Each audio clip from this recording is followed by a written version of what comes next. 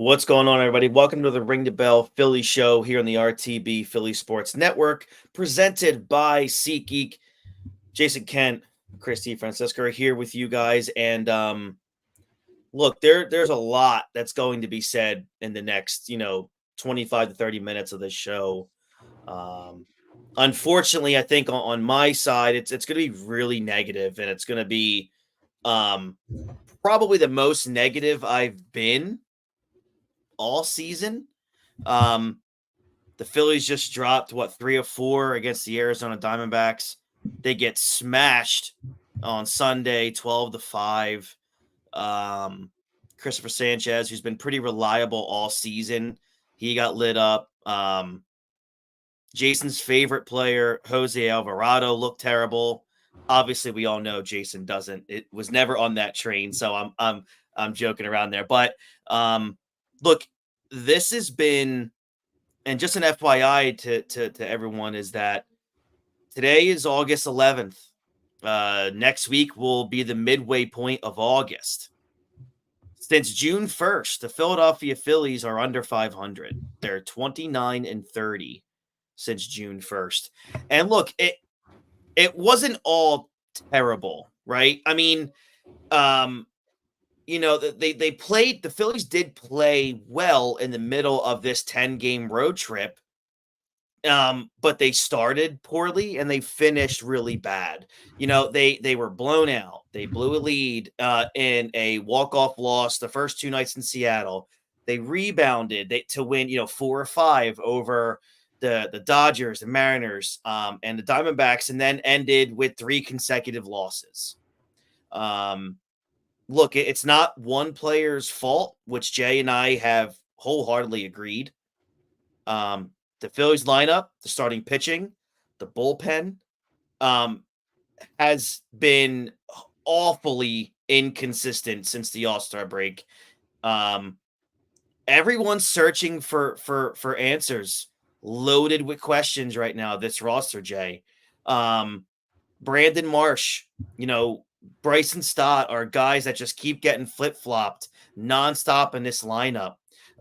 Stott, who seems to be in a season-long slump, is 3 for 31 in August. Today, after a 7th inning single by Marsh, he snapped an 0 for 20 going into Sunday.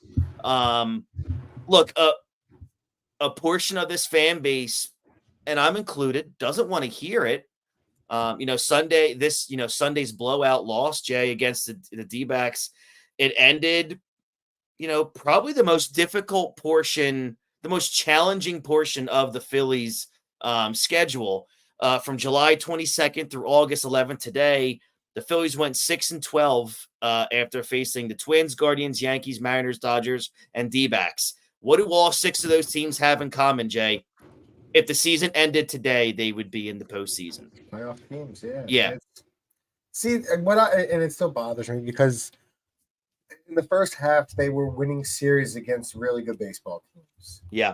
What bothers me is looking back, and we said this, I don't know if it's just me and John. I think you were there for that show. I don't know if it was one of the ones you missed, but I remember that Oakland series where they kind of felt like they gave it away.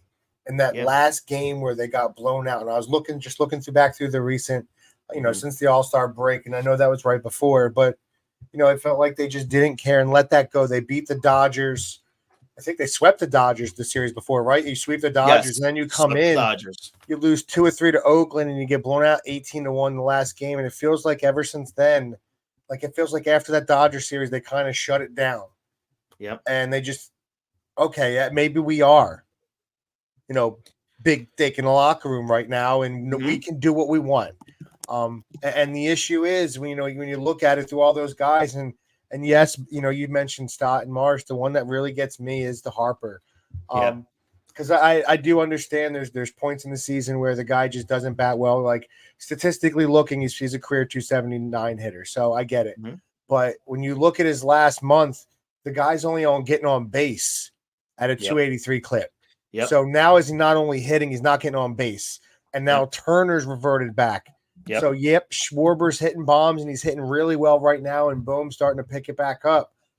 To me, your heart of that lineup is 2 and 3. And if those guys aren't hitting, you're not going to do much. and right before we came on, we mentioned it. The beginning of the season, you could count on I felt like every arm coming to that bullpen in a close game, you could count on Hoffman, Absolutely, Alvarado. yep. You had Strom coming out just dominating. And on top of that, you had guys that had 2 ERAs, low, under 2 ERAs. And yeah. now it's, pitching pitching and defense wins championships. Pitching specifically, and it's really their bullpen. There's nobody you can really bring out and count on. And the starters, haven't really been able to go out and really count on Nola. I know he wasn't the guy. He took a little bit of a deal. I know he's excited, but this is the guy he's been his whole career. So it kind of sucks. The one stat I looked at that really kind of, because I still believe, and I know I catch a little bit of flack from you and John for still having confidence. I think they're going to turn it around. I don't give you flack. It's that I'm not as negative, but I get it. I do get the day to day, because seeing the last 2 days very much pissed me off. So I get it. You can't. You're watching 11 or 12, 13 runs given up. It's frustrating, but in the first half of the season, up until right until the All-Star break, I know that's much more than half. The Phillies were 10-7 in. Or no, top 14-10 in 1-run games. Since the All-Star break, they're 0-7 in 1-run games. Yeah. So a lot of the things that were going right early just aren't going right. And a very, very wise man once told me baseball is a numbers game. So I have to believe in the numbers throughout a season, because baseball, it is 162 games. And like you said earlier, you want to get there. I have to believe the numbers are going to turn around, because that's what I have now. At the end of the season, if these guys are still struggling, Stott's still struggling, Marsh isn't hitting, you get kicked out in the first round, major changes have to be made. Yes. But I have to believe right now in the numbers, and that these guys are going to rebound. Listen, I believed in Casty all year. How can I not believe in a guy like Harper and Turner, who've shown me they can do better than him, where Casty's turning around? So I got to give the other guys faith, where I believed in. I kind of, Dean, they're looking like it the last month and a half, Dean. Dean, that these guys definitely on the negative side. But listen, I have to believe the numbers are going to turn around. So that's where I put my faith in. Statistics don't lie over the course of a season. So here's my big issue, and this is where I'm going to get. Dean always likes when I go on certain rants. So here's my rant with this team. I think this is I think Dean, they're sub 500 since June 1st. They're 29-30 since June 1st. So, and they're even worse. Obviously, they're worse since London. Here is my problem, Jay. It's not losing baseball games. 162 games. You assume a great team is going to lose, 60 to 70 games a season. That's fine. My problem with this baseball team, of what I've seen now for the better part, it's been very clear to me over the last month, watching this team. I think they're mental midgets. I think they are a team that lacks the ability to motivate themselves. They look completely unmotivated to play baseball. They look unmotivated to try to get themselves out of this. Their body language on the field is awful. And it starts with Bryce Harper. He has the worst body language I see on superstars. And I said this about Bryce last season too, before August, where it looks like there's just no interest. And I hate to say it. And I just don't think Bryce Harper has that, that Kobe Bryant killer, I'm going to kill you. And our team's struggling, but I'm going to put you on my back kind of attitude. It hurts me to say that. I call BS, because we've seen him do it for this team in the past. He has not done it since 2022. There was times where he came through and dominated. There was points in end of last season where he did go and put the team on his back. He did, moments, but not in the postseason. Okay, but I'm just you can't do it like not every baseball player has done it every postseason. I'm saying he has done it. So to say He he's not has that done it. guy, No, maybe he's not right now. I guess my point is he's not. Yeah, he hasn't been that guy this season. And that to me is frustrating. I agree with you. He's not. And see, but like I said earlier, to me, Schwarber, they always said Schwarber's the guy that's supposed to be the locker room team. But to me, at what point, I agree, 1,000% agree with you. What point does it come down to, man, we just look like shit and this isn't who we are? Why can't, like, that's what I don't, and this is where I'll disagree with John. And to me, there's no shot. A manager, I don't care. Like, I get a manager should be there to motivate you and should be able to. And I've said it a million times on air and I've said it a million times in text. These guys are professional ball players. You're playing to be the best in the world. I shouldn't need to motivate you. If your obsession to go out there and be the best player, right? And especially for a guy like Bryce and a guy like Trey and Wheeler, who are those type of caliber players, if that's not motivation enough to go out and win, I don't want you here. I agree. And you brought it up right before we went on air here, and you said, at what point, does pride get involved here to turn this thing around?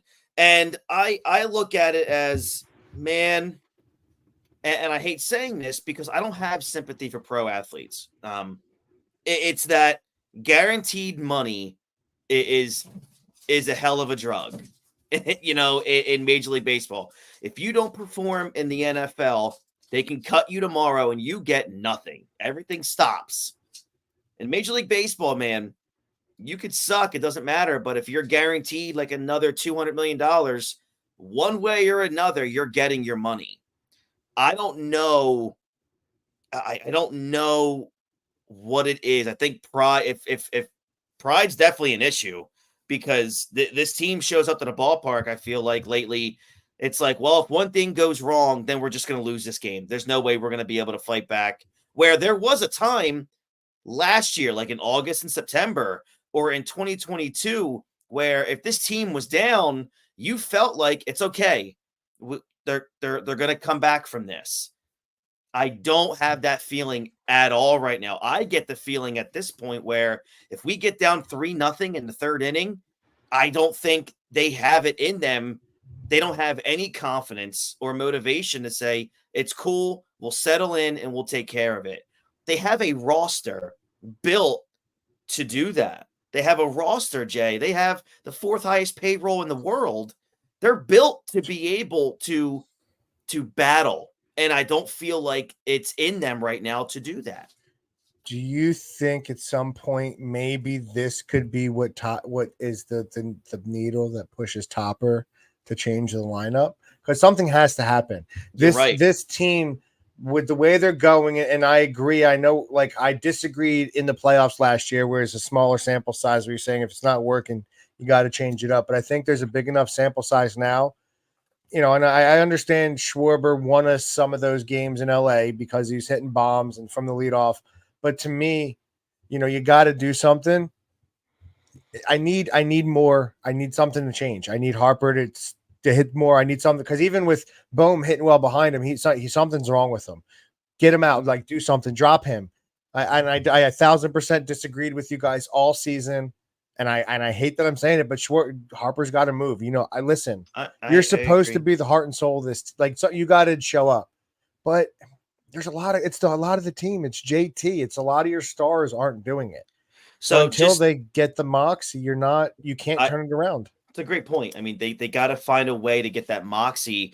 Over the last 15 games, here's some of the splits. Harper 236, which we've already talked about 280, 288 on base percentage.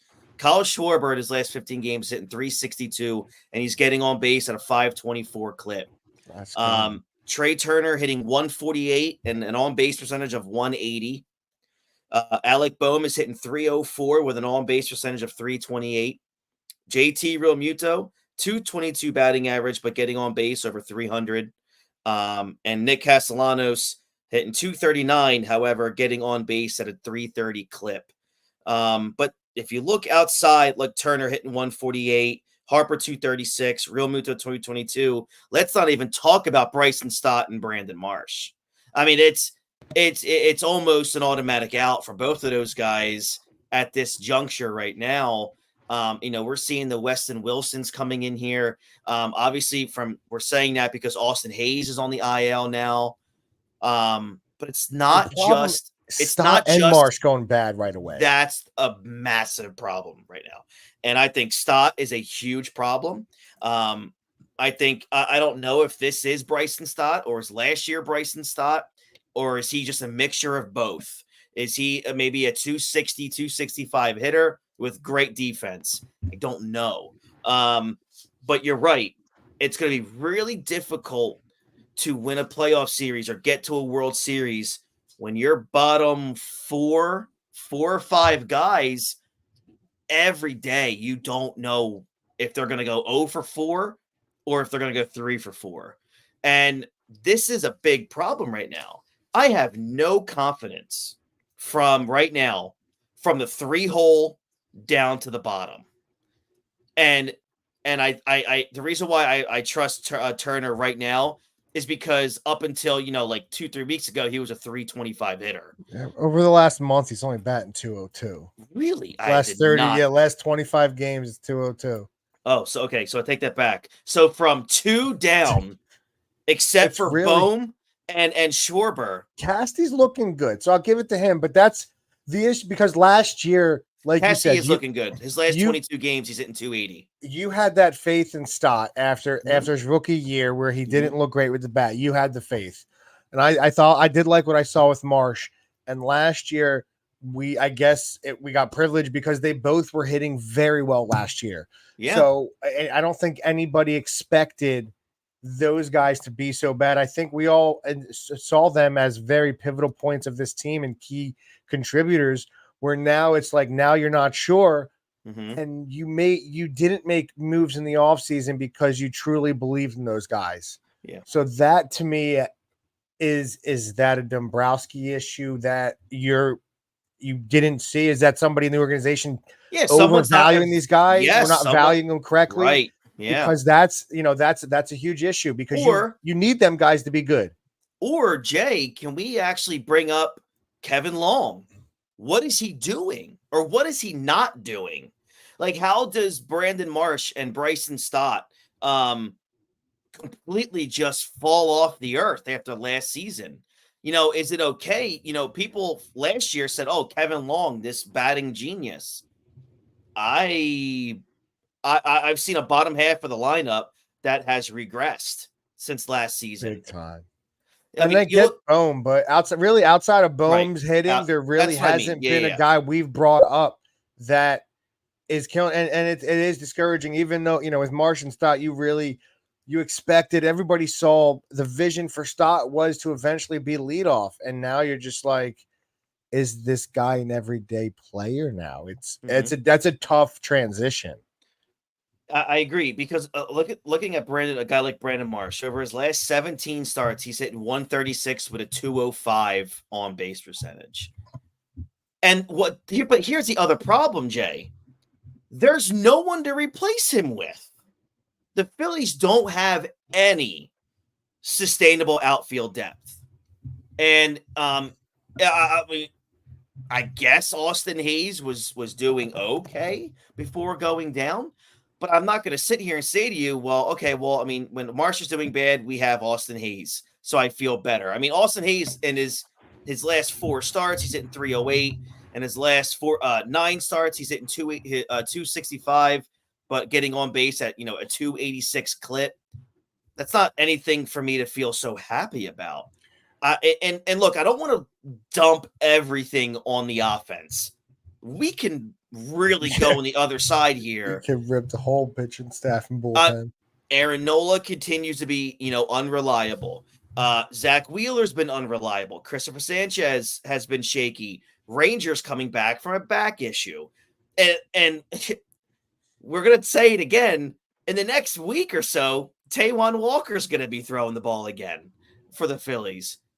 But here's the real issue too, Chris, where we talked about it earlier. And I know that's it too, but coming out, and this is the last 30 days, Hoffman has a 5.5 ERA. Yeah, bad. Kerkering 5.9, Strom 4.8.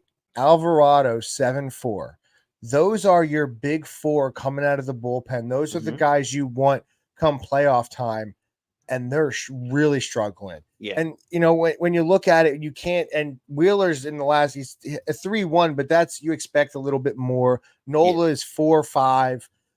Sanchez is a 6-1. So they're just not getting it done. They're just, the whole pitching staff. Like you could go through almost anybody on this team and really point. And it's actually, when you actually look at the numbers, it's amazing that they're not worse off in the last however many, in the last month and a half, that they're not worse with how bad they've played. So, and it's crazy because when you look at the bullpen, them struggling as bad as they have over the last month is a problem to me, because Topper had done a phenomenal job. I mean, the Phillies had starting pitchers were, almost doubling the next team in terms of how many innings per start the Phillies starters were getting. So you would think that this is a bullpen that, okay, if our starters start to struggle a little bit in August or whatever, they're healthy, they're not overworked. These guys aren't overused. I mean, there was times over the last 2 months that we would come on here and say, yeah, that was the first time Hoffman pitched in 4 days. That was the first time Alvarado pitched in 4 or 5 days. This cannot happen. This is a well-rested bullpen, and it's not the same thing that can be said about last year. That was a very overworked bullpen. This is, look, Kerkering, I can get, maybe he struggles. Good for him. He has not given up a home run yet, which is crazy. But the Stroms and the Hoffmans, no, those are the two guys that you can't have this from. The Alvarados, you and I will come on here till we're blue in the face and go, I'll never trust Jose Alvarado in any high leverage situation. No. But the Hoffman and the Stroms, those are the kind of guys that get you to a World Series. And you need those two guys to be on top of their game. And the fact that they've been struggling over the last month, that worries me a lot. Because it looks like this is a pitching staff covered in Band-Aids right now. And that bullpen should be able to utilize the rest that they had the first, April, May, June, the first 3.5 months of the season. Now it's your turn to come in and shine now. Especially a guy like Hoffman. I know he might not be thinking about it, but it's a contract season for that guy. He's pitching for a lot of money. This is it's scary all around. I don't want anyone to come on here and think that, well, they're only ripping the offense. No. The offense didn't give up 12 runs. The offense hasn't given up 11 runs here, 12 runs there. So yeah, there's a lot to be said on the other side of the ball. For those who are pitching off that mound, Jay, of within the pitching staff, and that's everyone included, who are you worried about the most, and why is it Zach Wheeler? Well, he's your guy. He has to be your guy. And the problem is you're starting to see some, like he's had some fatigue issues. He's having some issues this year. We've seen it. And with everyone else struggling, it puts that much more pressure on him. And I'm nervous. I'm just nervous about everyone right now. But I don't believe it can continue. I do see these guys, and I'll say it until I'm wrong. At the end of the season, I still believe they'll turn it around. They have to. They're too good of a team. There's too much talent on this team. But the problem is, you said it earlier, there's no move you can make. There's no piece right now. There's no chess piece to be had to magically fix it. It has to be in the locker room, who's stepping up. And I think it has to come from your Wheeler or your Harper. One of those two guys, those are your big dogs in that locker room. Yeah. They need to step up, and they need to do it with their play as well. Like it's if you're not going to talk, it has to be play. You got to go out and dominate. We need to start seeing stuff from 7 innings from Wheeler, 7 innings from Nola, and Harper needs to start hitting. But I don't have faith. I don't look, believe in him right now. Look, and maybe this is, you and I have talked about this for years, where we're so accustomed to watching a losing team. we had that short little stint from 07 to 11, and then literally 11 sent us into, 20,000 leagues under the sea.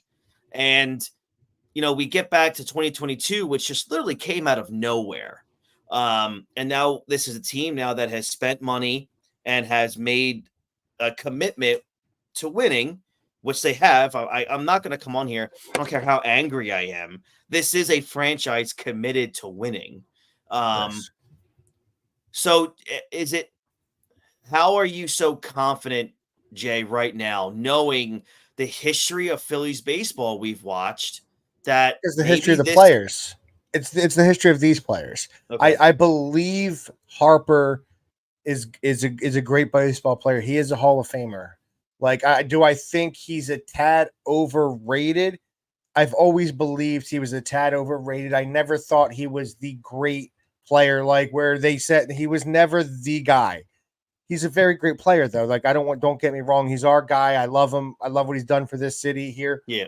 But he's not a Juan Soto. He's not that caliber player where people tend to overrate him. But I know what he is. I know what Trey Turner is. I know what I've seen from Wheeler. I know the flashes that I have seen from Nola, and I'll fight that till the end. I have seen those flashes from Nola. We all have, for sure. So, and these players, so I know what they have. It is the guys. At what point, like you said, at what point are your Stotts and your Marshes? Yeah. They have to step up because there's only so far, championship teams. Yes, they're made of superstars, and I agree. And you said it, you want to build a monster of a team, but the true championship teams have those guys. They have your Stotts and your Marshes that come through and play big, and that's what we need this season. And that's the only part that makes me nervous because I know my other guys are going to. I don't have the faith in those guys, and like after you get past really Casty. JT's in that boat. I don't really trust anybody. Nobody's really stepping up. But I believe in the rest. I believe the talent's there. And get me to the playoffs and anything can happen. Yeah, so I try to compare some teams here. Like the 2018, the 2011 team, as some accounts on social media like to always bring up. I mean, you can make stats tell you almost anything that you want. Sure. You look at the 2024 Phillies, where they were 19-9 in April, 20-7 in May, and then they were 15-11 in June, 10-14 in July, 4-5 so far in August. And then I go look at like the 2011 Phillies that probably were pacing right around what this team is doing. The 2011 Philadelphia Phillies did not have a single month where they lost less than 16 where they won less than 16 games. The 2011 Phillies, here was their win totals. I'm sorry, here was their loss totals really in 2011, 8-13, 10-8, 7-14. Their win totals 18, 16, 17, 17, 18, 16. So, I see people comparing these teams. The 2011 Phillies were consistent pretty much all the way through. I think we came on here too and did at some point proclaim this the best Phillies team ever at some point. On paper, they should be the best team we've ever seen. No, they were paid. They were paid in the first 2 months. And that's why I tried not to get overexcited where everybody, you look at it. Yes, a great April and May is June. And yes, it was help when you're struggling. That's why you can't get too high in a season, too high with the highs, because they were projected to break the baseball record, most wins in a season, in early May and mid-May. So they were projecting out a great team. You have your falls, you have your stumbles. They have the leadership, I believe, and the talent on this team to correct it. That's what you got to look to, and that's what I have the utmost faith in. So, and I look back at 2008. This was another team. They had one losing month, and that was in June. They went 12-14. July, August, September, 15-10, 16-13. The 2008 Phillies in September went 17-8. Kill it. Was it that now? Which year was the year they came? Was it 07 or the year they caught the Mets? That was 07. Yeah, okay. And then you look at the and we can, all of us who obviously lived it can remember 2011 and say it was almost doomed because they lost those final 8 games of the season going into the playoffs, and they were playing like complete dog shit. And it showed in the postseason because they bombed out after winning 102 games. So yes, we're in mid-August, so the Phillies still have, more than about a month and a half worth of baseball remaining. So Jay, I'm going to ask you. I know you said you know the history of the players, but what is it right now from what we've seen in the last 2 months? What's it going to take to get this team to wake up and say, this is not who we are? We have to, like, whose job is it? I know we always say, like, I don't like really blaming Topper for anything, because again, baseball managers are kind of like just figureheads. They're the voice box of the team. But at what point does Topper get in there and say, look, some of your asses are on the line here. If you don't want to, I'd like to believe he has already, though. Okay. I feel like I'd like to think he's talked to them and said that. Like I know I have no idea, because they don't really give you the inside. I'd like to believe Topper's the type of manager behind closed doors. Yes, he's 100% a player's guy, but I'd like to feel he's ripping their ass behind closed doors. Yeah, okay. I do believe the onus does fall on really Bryce and Trey. You're the superstars of this team, especially Bryce. You chose to come here. You really made yourself the face of this franchise.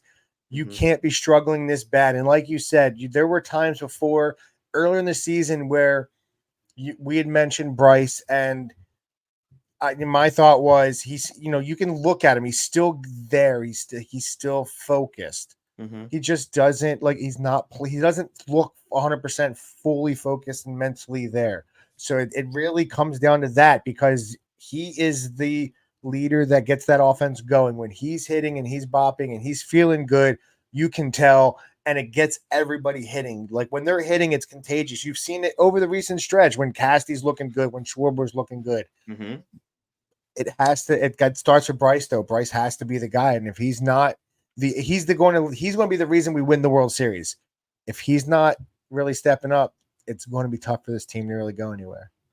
And look, it gets a little lighter for the Phillies over the next week, but then it goes right back to just tough Even baseball. the Mets now, too. When you're looking earlier in the season, the Mets are like, okay, the Mets at the end, and now it's like, oh, they got like 7 left, and they're right there with the way the Phillies are playing and how hot the Mets are.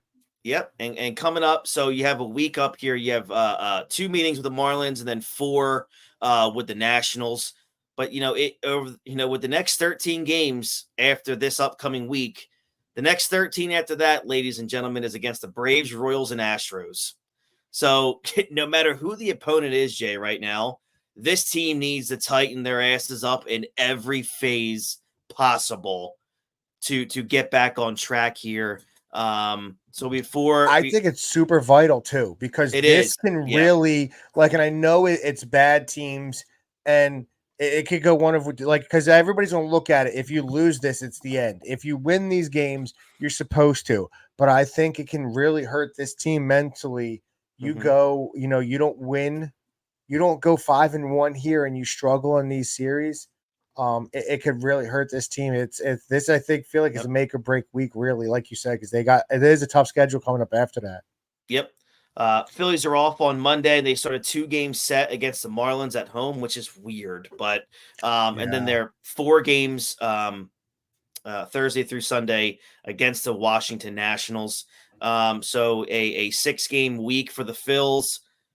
Jay, man, what are you looking at? Other than the terrible fact that we get Phillips on Sunday, I really don't like that. I can't say it can't be less than 5-1. You really need to go 5-1. You have to. And I think you're set up perfectly to do it. I truly believe you should go 6-0. Like, you're a better team right now than the Marlins. Marlins sold their whole team. So they don't have Jazz, thankfully. You know, he killed us once already, but he did a lot of that. And the Nats are a bad team. So, you're set up to really go 6-0 this week, and really to really jumpstart your stretch into the playoffs. I agree. I think minimum it's 4-2 minimum. See, that's go that, because you need to go. You should be going that. That should be that shouldn't even be it should be 5-1. You have to go 5-1. That's why I think the bare minimum is 4.